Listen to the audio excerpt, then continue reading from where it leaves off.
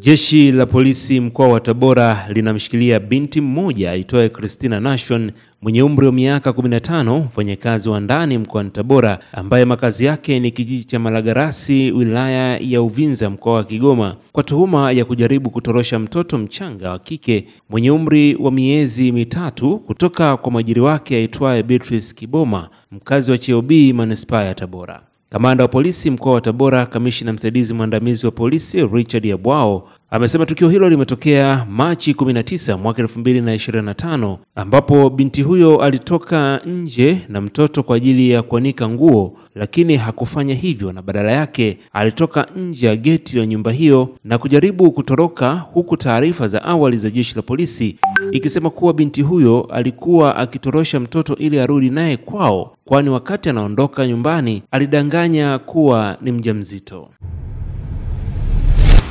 Jeshi la polisi mkoa wa Tabora linatoa taarifa ya kutoroshwa kwa mtoto, tukio ambalo limetokea tarehe 19 mwezi wa 3 mwaka huu 2025 majira ya saa 9:15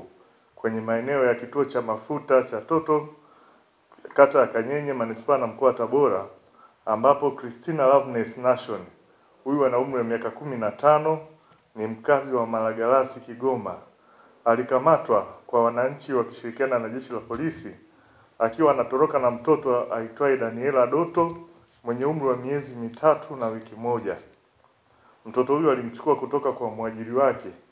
aitwaye Beatrice Kiboma. Tarehe 18 mwezi wa 3 majira saa 7 mchana, mtuhumiwa Christina Nation alifika hapa Tabora akitokea Kigoma, ambapo alikuwa ameongozana na rafiki yake aitwaye Koladula Deo kwa ajili ya kufanya kazi za ndani. Huku mtuhumiwa huyu kwa maelezo yake anaeleza alidanganya kwa wazazi wao kwamba alikuwa mjamzito, hali ambayo ilipelekea wazazi wake kuchukizwa na kuondoka nyumbani kwao kuja kufanya kazi za ndani,